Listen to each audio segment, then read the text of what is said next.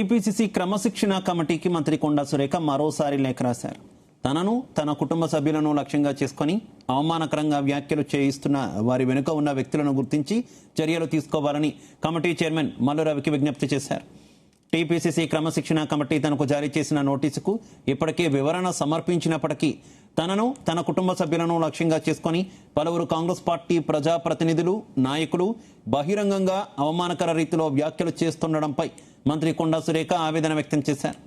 Party క్రమశిక్షణ committee విచారణ కొనసాగుతున్న సమయంలోనే తనపై బహిరంగంగా విమర్శలు చేయడం, రాజకీయ భవిష్యత్తుపై తీర్పులు ఇవ్వడం, తనపై చర్యలు తీసుకోవాలని మీడియా ముందు డిమాండ్ చేయడం ద్వారా క్రమశిక్షణ కమిటీ స్వతంత్ర నిర్ణయాన్ని ప్రభావితం చేసే ప్రయత్నం జరిగిందా అనే అంశాన్ని కూడా కమిటీ పరిశీలించాలని మంత్రి సురేఖ కోరారు.